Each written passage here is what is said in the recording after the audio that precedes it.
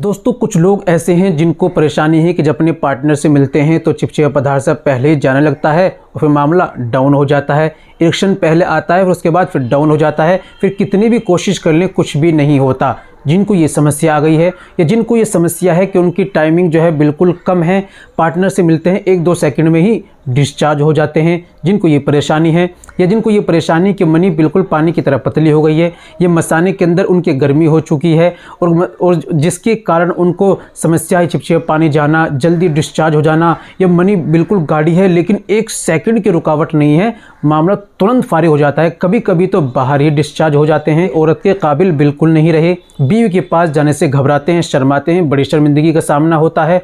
इसी को लेकर अपने आप में बहुत ज़्यादा परेशान है, बहुत सारे नुस्खे इस्तेमाल कर चुके हैं, कोई फ़ायदा नहीं मिलता या मिलता है वक्ती तौर पर, फिर वही कंडीशन हो जाती है। तो आपको घबराने की, परेशान होने की ज़रूरत नहीं। इंशाल्लाह एक ऐसा नुस्खा प्रॉपरली मैं आपको बतलाऊँगा जिसके इस्तेमाल से आपकी परमानेंटली इंशाल्लाह आपकी बीमारी बिल्कुल ठीक हो जाएगी। लेकिन तरीका इस्तेमाल का, बनाने का और खाने का बिल्कुल प्रॉपरली ऐसे ही होना चाहिए जैसे मैं आपको बतलाऊँगा। चलिए बिना देर करते हुए जान लेते हैं नुस्खे के बारे में, क्या आपको लेना है, कैसे इस्तेमाल करना, तरीका क्या है, सारी बातें आज की वीडियो में कर लेते हैं।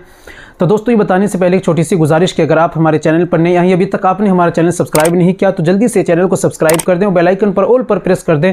दोस्तों वीडियो को प्यारा सा लाइक कर दें और हाँ, अगर फेसबुक पर देख रही हैं तो चैनल को फॉलो जरूर कर लें। तो दोस्तों सबसे पहले क्या आपको लेना है और कैसे इस्तेमाल करना है ये मैं तरीका बाद में बतलाऊँगा। चलिए नुस्खे को लिख लीजिए।